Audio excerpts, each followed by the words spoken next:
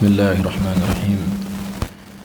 Alhamdulillahi rabbil alamin, wassalatu wassalamu ala Rasulillah wa ala alihi wa sahbihi wa man tabi'ahum bi ihsan ila yaumiddin. Ba'd.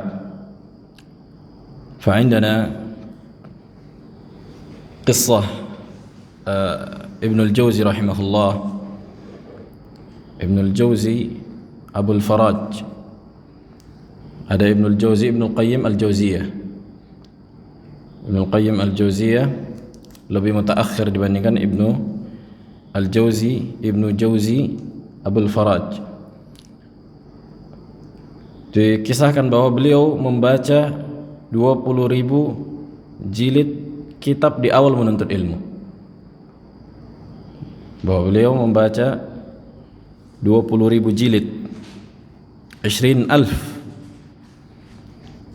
dan beliau di awal menuntut ilmu. Sampai beliau juga menulis kitab namanya Hifdzul Umur.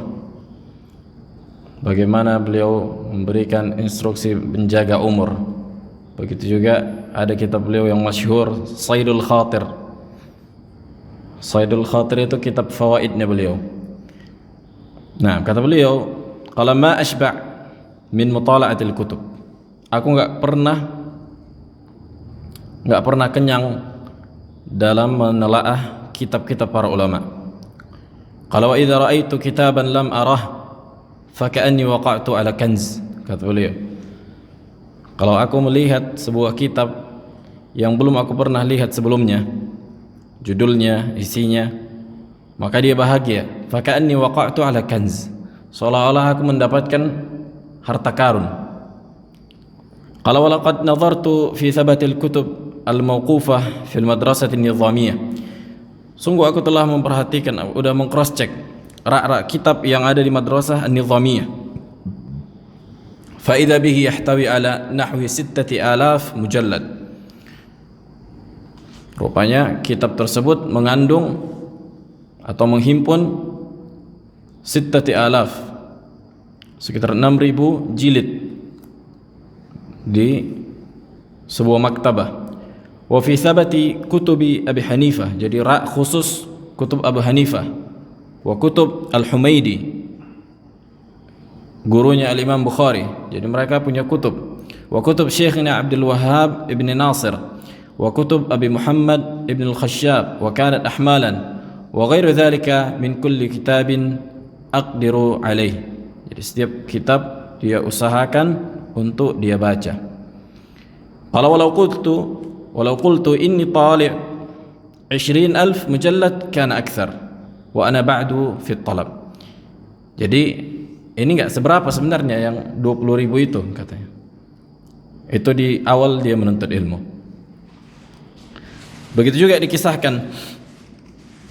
Kemudian beliau juga menyebutkan wasiat.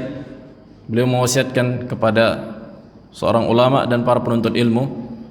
Mewasiatkan untuk para ulama dan penuntut ilmu, kata beliau, liyakun laka makanun fi baitika takhluwa fihi. Kata beliau, usahakanlah di rumahmu engkau sediakan tempat kosong yang engkau bersendiri di situ, katanya. Qala wa tuhadits sutur kutubik, yang engkau menuliskan faedah, engkau baca kitabmu di situ. Wa tajri fi halabati fikrik, dan engkau tuangkan isi pikiranmu di situ, kata beliau. Nah, begitu juga diriwayatkan atau dinukilkan dari Ibnu Rajab Al-Hambali, kisah Al-Imam Ibnu Aqil, ulama Hanabilah. Kata beliau, kana daim at-tashaghul bil ilm. Beliau orang yang senantiasa sibuk dengan ilmu syar'i. Qala hatta inni ra'aitu bi khattihi, sampai aku melihat dengan tulisannya sendiri. Qala inni la yahillu li an udayyi'a sa'atan min umri. Sesungguhnya enggak halal bagiku untuk menyia-nyiakan satu detik pun dari waktu, dari umur hidupku. Hatta idza ta'attala lisani an mudhakaratin wa munadhara, jangan sampai lisanku ini lepas dari murajaah, mudzakarah, dan saling berdiskusi. Wa basari an mutala'atin, dan penglihatanku dari menelaah. A'maltu fikri fi hali rahati wa ana mustatrihun. Aku berfikir memikirkan faedah dalam keadaan aku istirahat. Sambil golek-golek dia memikirkan faedah. Fala anhad illa waqad khatara li ma usattiruhu. Dan tidaklah aku bangun kecuali aku ingat apa yang kupikirkan ketika waktu golek-golek tadi. Bangun udah nulis fawaid. Wa inni la ajid min hirsi 'ala al-'ilm wa ana fi 'ashri 80 ashadd mimma kuntu ajiduhu wa ana ibnu 20 sana. Kata beliau, lihat, dan tidaklah aku dapatkan dari semangatku atas menuntut ilmu itu lebih besar. Artinya ketika aku umur 70-an, aku dapatkan semangatku menuntut ilmu lebih besar dibandingkan umur 20. Makin tua makin semangat menuntut ilmu. Subhanallah. Katanya umur 20 enggak semangat, tapi umur 70 ini lebih semangat katanya. Subhanallah. Begitu juga dinukilkan Ibnu Rajab rahimahullah tentang Ibnu Aqil Al-Hambali, qala ana uqassiru bi ghayati juhdi awqati akli. Aku benar-benar berusaha memperingkas sekuat usahaku waktu ketika makan. Hatta akhtar saffal ka'ak wa tahassih bil ma'i al-khubz. Sampai aku pilih potongan roti atau kue al-ka'ak. Ka'ak kalau kita di Yaman kayak kue apa gitu. Kayak kue bakar mungkin. Istilah orang ini. Nah, dari gandum dia. Kemudian dicelupkan dengan air, terus digabung sama khubz, sama roti. Li ajli ma bainahuma min tafawut al-madgha atau al-mudagh. Supaya apa? Supaya mudah dicerna. Supaya gampang dimakan. Dalam rangka apa? Tawaffuran ala mutala'ah, supaya bisa sambil makan sambil baca. Atau tasdir faedah, atau sambil menulis faedah. Kata beliau, lam udrikha fihi, yang dimana aku belum dapatkan. Jadi waktu makan itulah menulis.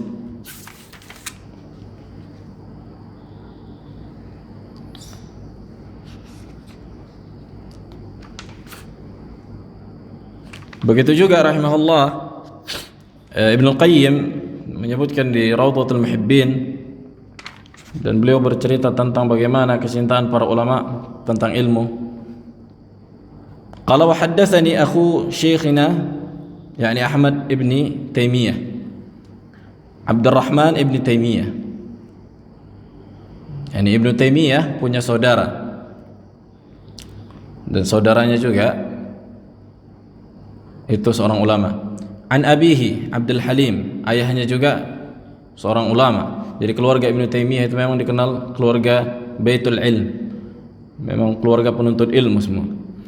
Qala kana al-jadd Abul Barakat, Abul Barakat juga kakeknya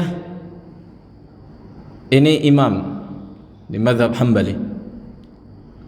Qala idza dakhala al-khala yaqulu li iqra fi hadzal kitab warfa sautak hatta asma'. Jadi ketika beliau masuk ke dalam WC, katanya, bacakan kitab ini dan angkat suaramu, keraskan supaya aku bisa mendengarnya. Saking ketika di WC juga mendengarkan fawaid. Nah, itulah bagaimana para ulama menjaga waktu mereka, enggak menyia-nyiakan apapun. Kalau kita sekarang bisa sambil makan dengar kajian, apalagi udah mudah kan gitu, putar handphone. Begitu juga Syekh bin Baz disebutkan bahwa menghafal Alfiyah Ibn Malik itu ketika berwudu. Jadi 2 bait, setiap kali berwudu menghafal 2 bait syair. Di tasmi', ada asistennya yang membacakan bait, kemudian beliau hafal karena beliau buta kan. Begitu juga murajaah, mudzakarah, membaca, beliau dibacakan. Nah, baik, sekarang kita kembali ke dars. Al-matlabu tsani, dzikr ba'dhi anwa'il ibadah. Akan kita sebutkan sebagian jenis ibadah. Qala al-muallif al-ibadatu anwa'uha katsirah. Ibadah itu ada banyak macamnya. Fa kullu amalin salihin yuhibbuhu Allah wa yardah, qawliyyun aw fi'liyyun, zahirun aw batinun, fa huwa naw'un min anwa'iha wa fardun min afradiha wa fima yali dzikru ba'd al-amthilati 'ala dhalik. Maka semua amal saleh yang Allah cintai dan Allah ridai, baik dari ucapan, bentuk ucapan atau perbuatan yang zahir, yang tampak atau yang tidak tampak, dan seluruh macam jenisnya, maka itu diantara ibadah. Akan kita sebutkan sebagian contohnya, kata beliau. Kalau famin anwa'il ibadah, dan diantara jenis ibadah ad-du'a, ay doa, binawaihi, doa al-mas'alah wa doa al-ibadah. Kita bahas juga bahwa doa itu terbagi dua, doa al-mas'alah dan doa ibadah. Sebagaimana Allah katakan di surah Ghafir, fad'ullaha mukhlishina lahuddin, dan berdoalah kepada Allah dengan ikhlas. Wa qala ta'ala wa annal masajida lillahi fala tad'u ma'allahi ahadan. Adapun masjid-masjid Allah yang dibangun untuk Allah, maka jangan berdoa kepada selain Allah di situ. Maka makna doa di sini mencakup doa ibadah dan doa masalah. Doa ibadah, doa masalah. Akan datang penjelasannya. Wa qala ta'ala wa man adallu mimman yad'u min dunillah, dan siapa yang lebih sesat lagi dari orang yang berdoa kepada selain Allah, man la yastajibu lahu ila yaumil qiyamah, yang dimana pihak lain selain Allah yang mereka mintai, mereka doai, itu enggak akan bisa mengijabah doa mereka sampai hari kiamat. Wa hum an du'aihim ghafilun, dan mereka lalai terhadap apa yang mereka minta. Wa idza husyiran nasu kanu lahum a'daan wa kanu bi'ibadatihim kafirin, dan ketika akan dikumpulkan manusia pada hari kiamat, mereka akan saling menjadi bermusuh. Jadi yang menyembah selain Allah akan dikumpulkan dengan manusia-manusia yang mereka sembah, dan mereka akan saling berantem nanti pada hari kiamat dan saling mengingkari. Subhanallah. Qala faman da'a ghaira Allah bi syai'in la yaqdiru alaihi illa Allah fa huwa musyrikun kafir. Siapa yang berdoa kepada selain Allah yang di mana permintaannya tadi tidak bisa dilakukan kecuali Allah, maka dia jatuh kepada kesyirikan dan dia kafir. Sawa'un kana al-mad'u hayyan aw mayyitan, baik yang dimintai itu dia dalam keadaan hidup atau sudah mati, tapi dalam perkara yang tidak mampu dia lakukan. Kalau man da'a hayyan bima yaqdiru alaihi misla an yaqul ya fulan at'imni. Adapun dalam perkara yang bisa dilakukan manusia, seperti mengatakan ya fulan berikan aku makanan, atau ya fulan isqini, atau berikan aku minum, wa nahwu dzalik fala syai'a alaih, atau yang semisal dengan itu yang mampu dia lakukan, maka apa? Maka ini enggak masalah. Nah, kalau man da'a mayyitan aw ghaiban, siapa yang meminta kepada mayit atau yang gaib, yang gaib itu yang enggak hadir di depan kita. Makanya selalu disebutkan para ulama, syarat boleh meminta kepada makhluk dengan syarat yang pertama, an yakuna hadiran wa qadiran wa hayyan. Yang tiga syarat ini. Wasighah mubahah, wa bisighah mubahah. Ditambahkan sebagian masyayikh kita, Syekh Abdullah hafizahullah, dengan sighah, dengan ucapan, permintaan, rangkaian kata yang dibolehkan. Jadi yang pertama, orang yang diminta itu an yakuna hayyan, hidup. Yang kedua, an yakuna qadiran, yang kedua dia mampu memberikan. Dan yang ketiga, an yakuna hadiran, dan dia hadir di depan kita, bukan yang gaib. Dan dengan sighah, dengan bentuk rangkaian ucapan yang dibolehkan. Apabila syarat ini enggak terpenuhi, maka jatuhlah pada perkara yang mengandung kesyirikan. Seperti meminta supaya menyembuhkan tanpa ada usaha. Misalnya datang ke dukun, sembuhkanlah kita. Apa usahanya? Enggak ada. Pokoknya jampe-jampe, akan datang pembahasannya.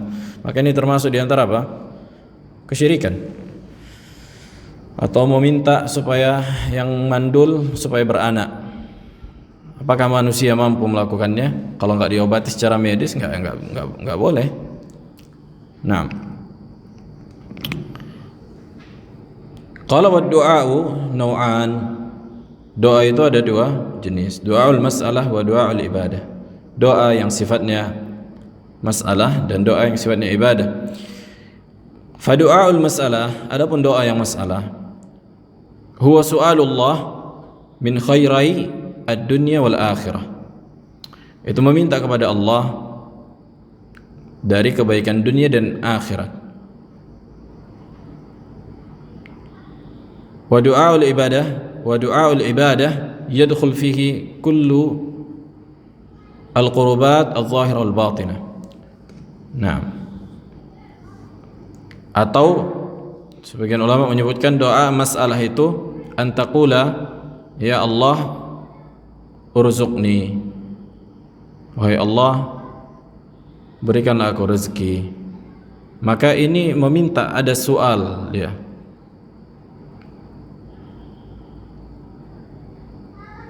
Makanya dalam bahasa Arab sa'ala, lafaz sa'ala, makanya bahasa ya Muhammad as'aluka qalaman, wahai Muhammad aku meminta pulpen. Jadi Muhammad maf'ul awal wa qalaman maf'ul tsani, jadi meminta pulpen. Tapi kalau bertanya dia pakai an, as'aluka ya Muhammad an, misalnya anil khabar as-sabiq, tentang kabar yang sebelumnya, selalu dengan maknawi. Nah, bisa dengan perkara maknawi, bisa dengan perkara hissi. Yas'alunaka 'anis sa'ah, mereka bertanya kepadamu tentang hari kiamat. Wa kullu ma warada fil Qur'an, ini faedah penting, maka seluruh yang datang di dalam Al-Qur'an tentang yad'u, tad'u, kan gitu. Minal amri bid-du'a wan nahyi an du'a'i ghairillahi wath thana'i 'ala ad-da'in yatanawal du'a al-mas'alah wa du'a al-ibadah. Jadi semua ayat di dalam Al-Qur'an yang menyebutkan yad'u itu mencakup dua perkara tadi, doa masalah dan doa ibadah. Sementara doa ibadah huwa talabullah bilisani atau talabullah ma indahu bilisani al-hal, meminta kepada Allah atas apa yang ada padanya dari kebaikan pahala dengan lisan hal. Nah, dengan lisan hal, udah kita bahas lisan hal itu dengan perbuatan, misalnya salat atau puasa atau zakat atau sedekah, itu lisan hal. Adapun lisan maqal, dengan lisan, dengan ucapan, yang perkataan. Kalau doa al-mas'alah dia dengan lisan al-maqal. Adapun doa ibadah dia dengan lisan al-hal. Walaupun doa masalah tadi di antara doa ibadah juga, sebagaimana disebutkan Nabi alaihissalam, ad-du'a huwal ibadah, doa masalah itu di antara ibadah. Nah, qala wa min anwa'iha, dan di antara bentuk ibadah, kata beliau ini sebagai contoh, at-tawakkul. Tawakkul itu, kata beliau, huwal i'timadu 'ala syai', bersandarnya seseorang atas sesuatu. Itu dikatakan tawakal, menyerahkan urusannya. Qala wa tawakkul 'ala Allah, bertawakal kepada Allah, kata beliau, huwa sidqu tafwid al-amr ila Allah ta'ala i'timadan 'alayhi wa thiqatan bihi ma'a mubasharati ma syara' wa abaha min al-asbab li tahsil al-manafi' wa daf'i al-madar. Benarnya perbuatan, benarnya seseorang menyerahkan urusannya kepada Allah dengan bersandar kepadanya, bersandar kepada Allah, dan percaya dengannya dan mengerjakan mubasyarati masyara, dengan mengerjakan sebab yang disyariatkan, dengan mengerjakan sebab yang Allah syariatkan. Jadi Allah menciptakan hukum sebab akibat,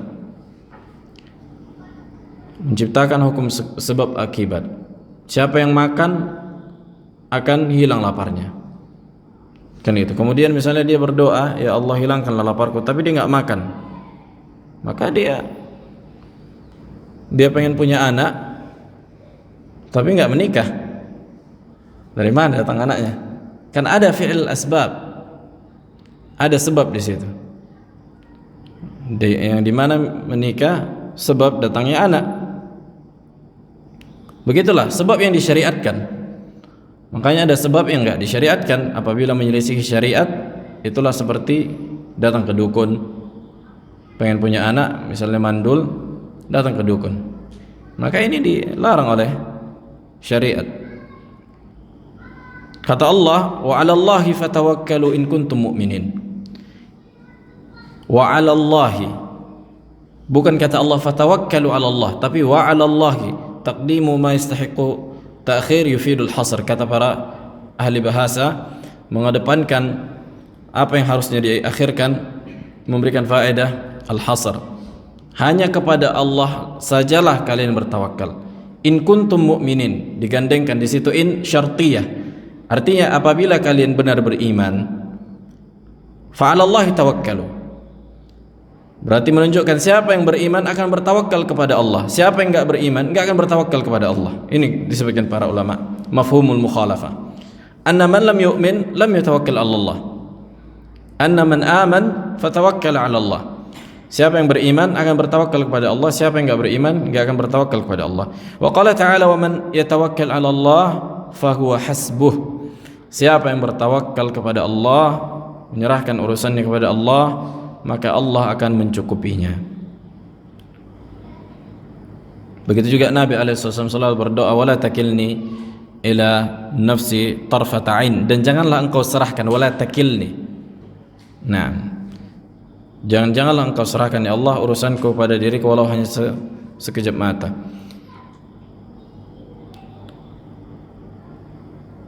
Qala wa min anwa'il ibadah ar-raghbatu war-rahba wal khusyu'.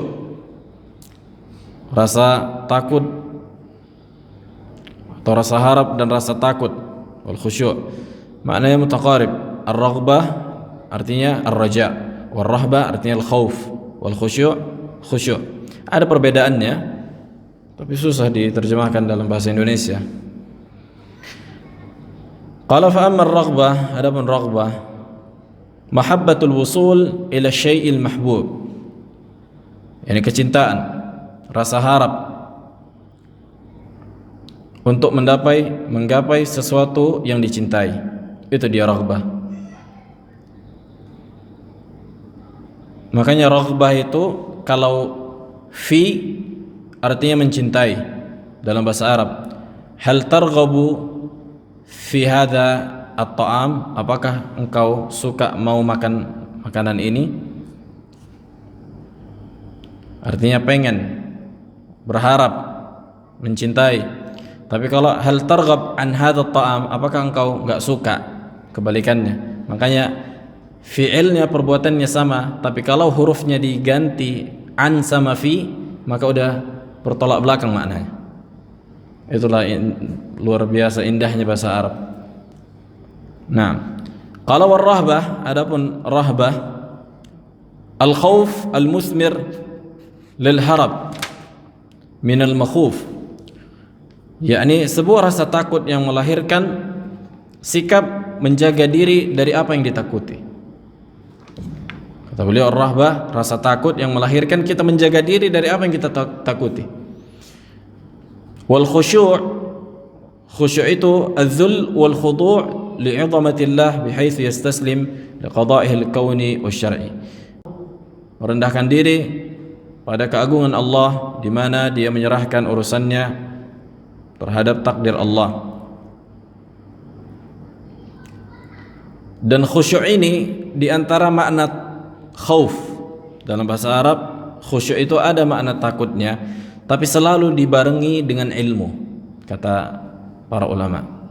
Tapi kalau khauf itu bisa tidak dibarengi dengan ilmu. Artinya enggak dikatakan antala takhsya minal asad, engkau jangan takut dengan asad, tapi bukan diungkapkan dengan takhsya'u, tapi takhaf, la takhaf minal asad, jangan takut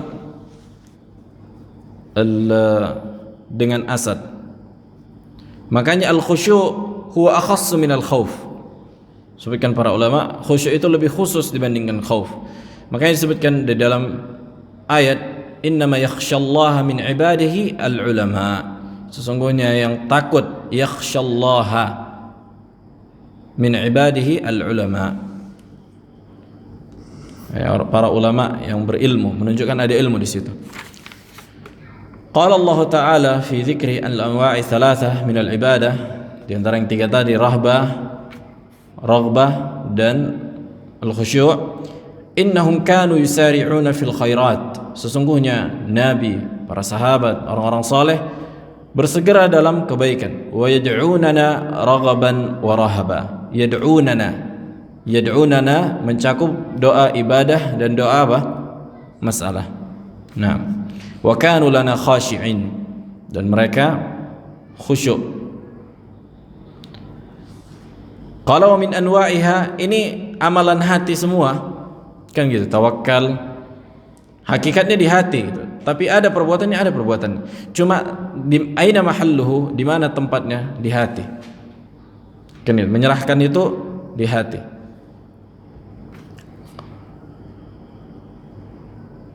Sebagian ulama juga min babi faedah atau menambah penjelasan, tawakal itu sebagian mengatakan huwa tafwidul amr ba'da al-akhdhi bil asbab, menyerahkan urusan setelah mengerjakan sebab.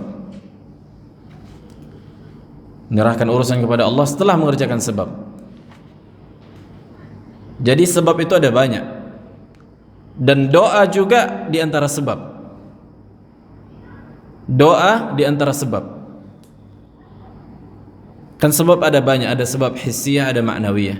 Doa sendiri itu sebab. Maka jangan menyepelekan doa. Doa itu sebab mendapatkan apa yang kita inginkan. Dengan berdoa itulah Allah mudahkan nanti sebab-sebab yang lain yang bisa kita raih dengan itu. Nah, kalau min anwa'ihi al-khasyah wa hiya al-khauf, tuh yang tiga tadi, al-khusyu' wal rahbah wal khasyah, itu maknanya mutaqarib. Maknanya al-khauf al-mabni 'ala al-'ilm bi'idhamati man yakhshahu wa kamal sultanihi, dengan ilmu. Makanya kalau bahasa Indonesia, rahbah wal khusyu' wal khasyah, takut semuanya. Tapi itulah perbedaan, ada yang dengan ilmu, ada yang dengan keagungan, khusyuk, ada ketundukan di situ. Jadi rasa takut dengan ketundukan dikatakan khusyuk, rasa takut dengan ilmu dikatakan khasyah, rasa takut saja dikatakan khauf. Begitulah, ada tingkatan-tingkatannya. Itulah saking sempurnanya bahasa Arab. Jadi setiap keadaan ada lafaznya tertentu untuk mengungkapkannya. Makanya laisa mutaradifan. Jadi bukan mutaradif itu sinonim, kan gitu. Jadi bukan sama persis perbuatannya atau zatnya. Jadi setiap sesuatu itu memiliki yang ada qadar mushtarak, qadar yang berserikat, al-qadar al-mushtarak. Jadi makanya kan kenapa bisa kita menerjemahkan? Misalnya bahasa Arab ke bahasa apapun. Jadi seluruh bahasa yang ada di dunia ini ada qadar mushtarak. Ada al-qadar mushtarak di situ. Apa makna qadar mushtarak? Qadar yang setiap bahasa ini memiliki makna yang mewakili, tapi enggak sempurna bentuk pewakilannya itu. Jadi ada, itulah qadar mushtarak dikatakan. Ini balik ke masalah asma wa sifat. Makanya itulah menunjukkan apa? Maka wajibnya kadar mustarak tadi. Jadi sifat Allah sebenarnya di luar pembahasan, tapi tidak apa-apa lah. Sifat Allah kan misalnya wajah Allah. Allah punya wajah, manusia punya wajah. Karena kalau enggak dengan wajah tadi, manusia enggak akan faham makna wajah itu, tidak akan difahami. Makanya sebagian ahlul bid'ah mengatakan sifat-sifat Allah yang ada di dalam Al-Quran itu seperti huruful muqatta'ah. Kata mereka enggak ada yang tahu maknanya. Seperti alif lam mim. Apa makna alif lam mim? Kaf ha ya ain sad. Di dalam Al-Quran apa makna kaf ha ain sad? Alif lam ra, apa maknanya? Yang benar enggak ada maknanya. Makanya kata Ibnu Taimiyah, huruful muqatta'ah ji'at li al-maghza wa laysa lil ma'na. Menunjukkan bahwa huruf muqatta'ah yang diawali di dalam Al-Quran alif, apa yang disebutkan Ibnu Taimiyah, bahwa huruf muqatta'ah seperti alif lam mim dalam Al-Quran itu tidak didatangkan untuk makna, akan tapi untuk menantang orang Arab, menjelaskan bahwa ini Al-Quran pakai bahasa Arab. Nah, ketika Allah menyebutkan wajah, maka dari kadar yang berserikat tadilah difahami makna wajah itu.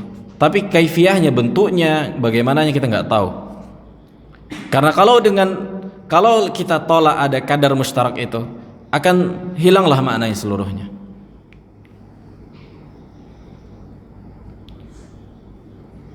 Qala rahimahullahu ta'ala, fala takhshawhum wakhshawni. Kata Allah, janganlah kalian takut kepada selain Allah, takutlah kepada aku, kata Allah. Nah, ketika Allah memerintahkan al-khasyah, rasa takut tadi, yang sifatnya ibadah, yang sifat. Nah,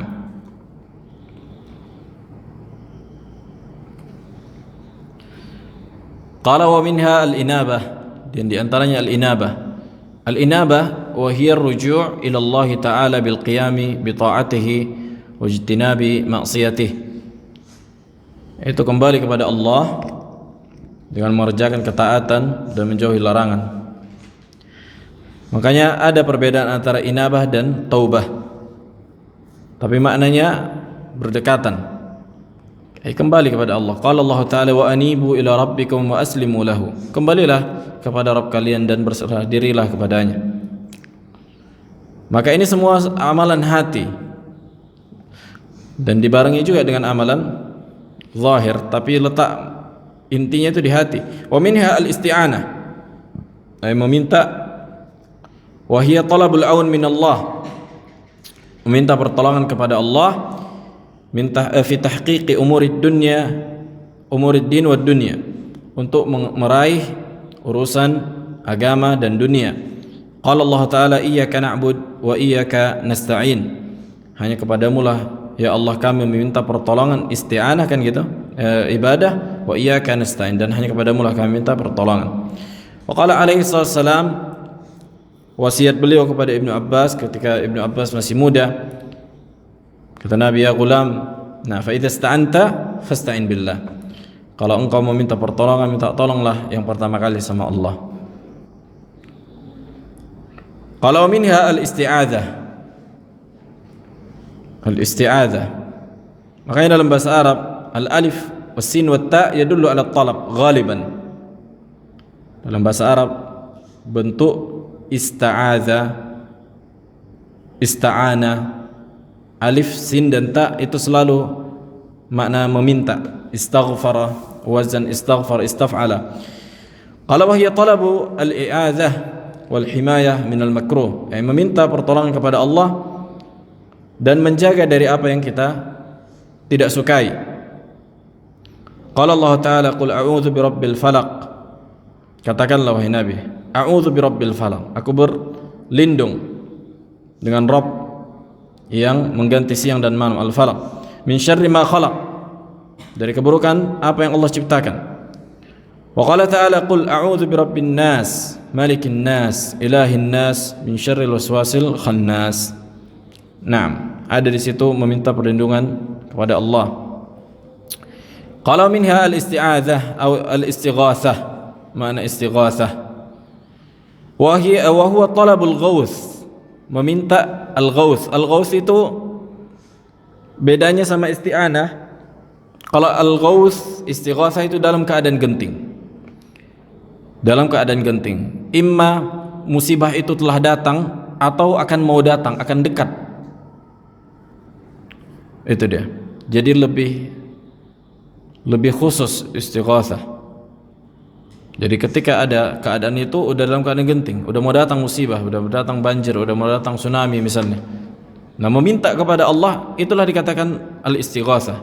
Makanya kan sebagian orang-orang ada acara istighatsah dalam rangka menolak gempa. Maka ini dia masuk ke dalamnya. Bahwa itu adalah perkara apa? Perkara ibadah. Harusnya mereka meminta kepada Allah.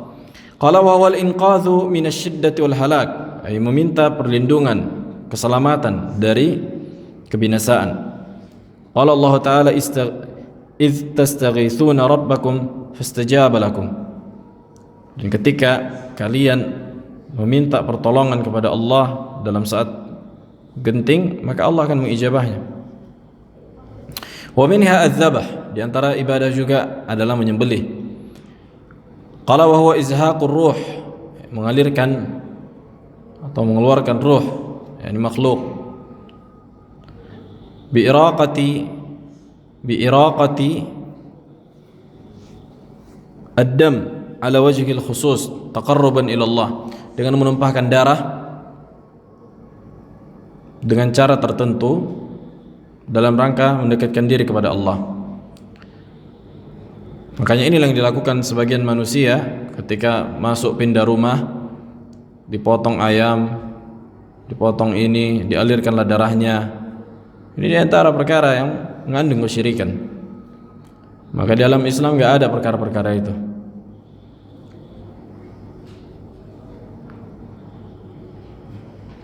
Qala Allah Ta'ala qul inna salati, sungguhnya salatku, wa nusuki, dan sembelihanku, wa mahyaya, dan hidup dan matiku, wa mamati, lillahi rabbil alamin, bagi Allah rabbul alamin.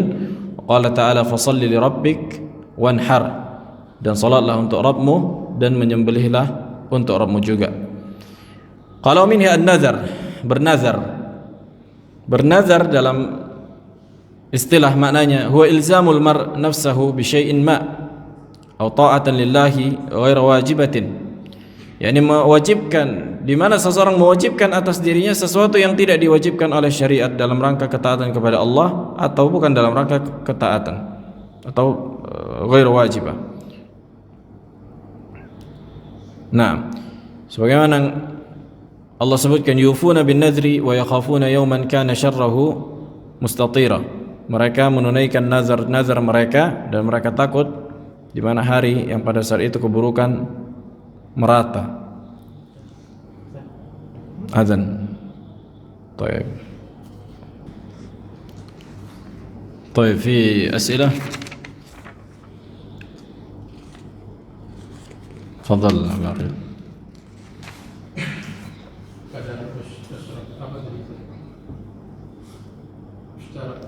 Qadar mustarak, kadar yang berserikat. Nah, kadang di Indonesia ini ada makna-makna syariat atau ungkapan-ungkapan syariat itu yang maknanya tepat, tapi kita juga jumpai banyak yang melenceng maknanya. Mungkin pemahaman kita secara umum itu sebenarnya manusia, misalnya seperti fitnah itu kan, ya kalau kita pahami tuduhan yang tidak benar pula. Kalau mungkin bahasa istilah syariat bukan itu. Saya mau tanya begini, ada juga ungkapan kita di kalangan kita itu azimat atau jimat. Jimat Atau azimat itu, yang kalau kita tanya masyarakat, mereka mafhum bahwa itu artinya benda-benda yang bisa mendatangkan manfaat atau mudarat, ya baik berupa cincin, keris atau sejenisnya. Pertanyaan saya, kalau dalam makna syariat sendiri azim atau azimat itu makna yang mendekati yang sesungguhnya itu sebenarnya apa? Tulisannya cuma mana dia? Ya. Kalau azimah. Ya azimah atau yang Kalau azimah dalam bahasa Arab itu diambil dari kata azm. Azm itu tekad. Kan itu tekad. Tapi kalau jimat, makanya akan datang nanti pembahasan tentang man allaqa ar-ruqa wa tamaim. Tamimah kalau dalam bahasa Arab itu jimat itu tamimah atau tamaim. Tamimah itu mufradnya, tamaim itu jamaknya. Itu dia. Kalau azimah dalam bahasa Arab, azimah itu tekad, berazam, kan gitu. Sebagaimana Allah katakan fa idza azamta fatawakkal 'ala Allah. Kalau engkau telah bertekad, tawakkal 'ala Allah. Nah, makanya memang hatta bahasa Arab juga ada sebagian lafaz yang banyak maknanya, sama seperti fitnah tadi. Makanya sampai para ulama ada kitab namanya Kitabul Fitnah, Kitabul Fitan. Itu nanti disebutkannya itu makna fitnah itu dalam bahasa Arab ada dia maknanya syirik. Al-fitnatu asyaddu minal qatl. Kesyirikan ini lebih besar dibandingkan peperangan, kematian, pembunuhan. Ada juga fitnah maknanya musibah. Kan itu. Ada banyak maknanya, ada banyak fitnah, ada fitnah bermakna musibah, ada maknanya syirik, ada maknanya gangguan yang menyebabkan kalian. Makanya dikatakan ini membuat fitnah ini. Sebagaimana disebutkan Nabi SAW kepada Mu'adz. Nah, apakah engkau membuat fitnah? Apa fitnah di situ? Maknanya kerusakan, kan gitu. Ada gangguan di antara manusia. Khawatirnya orang membenci syariat ini gitu. Karena misalnya salat yang terlalu lama, kan gitu. Ada kerusakan, ada musibah di situ. Nah,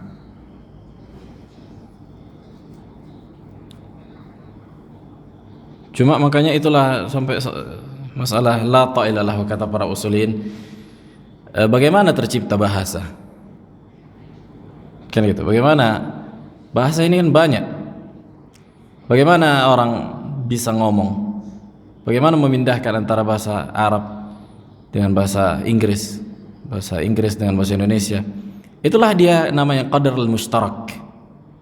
Kadar berserikat. Kadar yang berserikat. Misalnya buku, kita tahu maknanya, kan gitu. Buku itu apa? Inilah zatnya. Makanya ketika diterjemahkan ke dalam bahasa Arab namanya kitab. Diterjemahkan ke bahasa Inggris namanya books. Kalau books pakai S jamak, kan itu book. Bahasa yang lain lagi, bahasa Cina, bahasa Perancis. Itulah dia ada kadar mushtarak. Makanya berkaitan dengan perkara yang hissi. Apa itu perkara hissi yang bisa dilihat? Mata itu kan kita tahu bahasa Inggris mata, bahasa Inggris atau bahasa Arab mata, ain, eyes kalau bahasa kalau bahasa bahasa Inggris. Kenapa? Karena ada zatnya, ada fisiknya. Makanya Allah ketika menyebutkan sifat-sifatnya dengan makna yang kalian ketahui. Enggak mungkin Allah sampaikan tapi enggak tahu maknanya apa. Sementara Al-Qur'an disuruh untuk ditadabburi maknanya. Bagaimana mungkin mentadabburi kita enggak tahu apa maknanya? Makna ain. Kemudian Allah sebutkan Allah punya tangan, bal yadahu mabsutatan. Kedua tangan Allah terbentang luas. Apa makna tangan? Allahu alam. Kayak mana apa berarti gunanya Al-Qur'an ini ditadabburi sementara yang paling inti di dalam Al-Qur'an itu masalah tauhid, tauhid asma wa sifat. Bagaimana mungkin ada di dalam Al-Qur'an yang enggak bisa difahami? Makanya kata para ulama, siapa yang mengatakan enggak ada yang tahu makna sifat Allah, berarti mengatakan Allah memerintahkan sesuatu yang manusia enggak mampu melakukannya. Tadabburi Al-Qur'an kata Allah. Tapi apa makna tangan? Allah alam. Ini taklif la yutaq. Memerintahkan sesuatu yang enggak mungkin dilakukan manusia. Dan ini mustahil dalam syariat. Nah,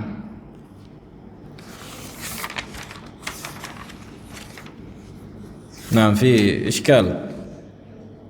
Ada pertanyaan lagi?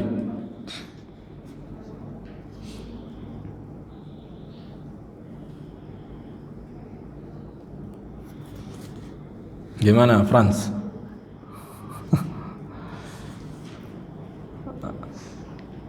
Ada syubhat.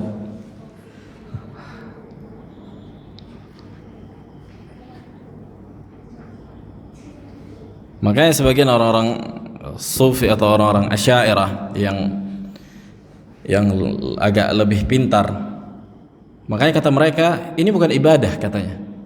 Jadi misalnya meminta tawassul apa segala macam, kata mereka ini bukan ibadah. Kenapa? Supaya jangan jatuh pada kesyirikan. Karena kalau kita bilang ibadah, ini syirik kata. Karena kalau dia juga sepakat bahwa siapa yang jatuh pada perkara ibadah atau kesyirikan tadi, atau dalam ibadah tadi jatuh pada kesyirikan, maka dia kafir. Katanya ini bukan ibadah supaya apa? Supaya dia jangan menjatuhkan orang lain ke dalam kesyirikan. Adapun hukum tanzil, ini hukum lain kan gitu. Kita berbicara hukum asal dulu. Adapun hukum tanzil, menetapkan yang memvonisnya kepada orang, ini butuh tawaffur syurut wa intifa'al mawani', butuh terpenuhinya syarat dan terangkatnya penghalang. Ada pembahasan khusus, makanya para ulama menuliskan di kitab-kitab fikih itu kitabul riddah. Kitabul riddah. Sebagian kitab fikih kapan seorang itu menjadi murtad. Makanya hukum asalnya dalam Islam, siapa yang murtad itu dibunuh. Kata Nabi SAW, man baddala dinahu faqtuluh. Siapa yang keluar dari agama ini, itu bunuh dia. Nah, yang pertama istatab. Kalau enggak dia mau tobat, bunuh. Ada yang menegakkan hukumnya, ya ini hakim, para pemerintah.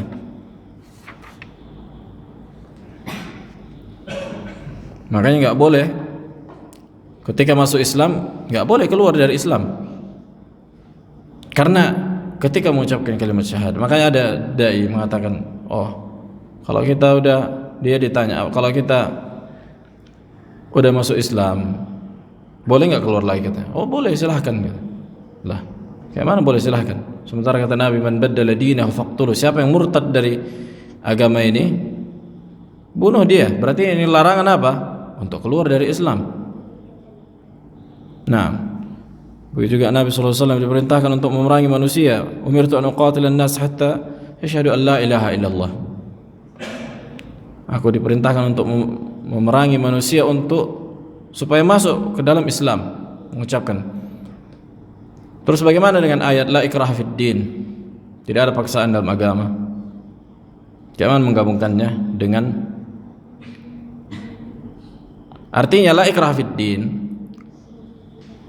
Sebagian ulama mengatakan ayat ini mansukhah, hukumnya terhapus. Yang menasikhnya, menghapuskan ayat jihad. Nah, kutiba alaikum al-qital. Begitu juga surah Al-Anfal. Sebagian lagi mengatakan ayat ini ghairu mansukhah. Ayat ini tetap ada, tapi maknanya bukan begitu. Artinya, memang orang enggak dipaksa untuk masuk Islam. Tapi ketika dia masuk Islam, bukan berarti suka-sukanya. Kan itu. Maka ibaratkan rumah.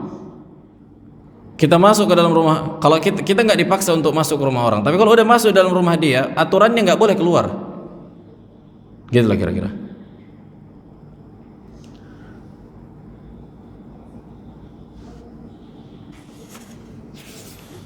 Nah, في سؤال أخير.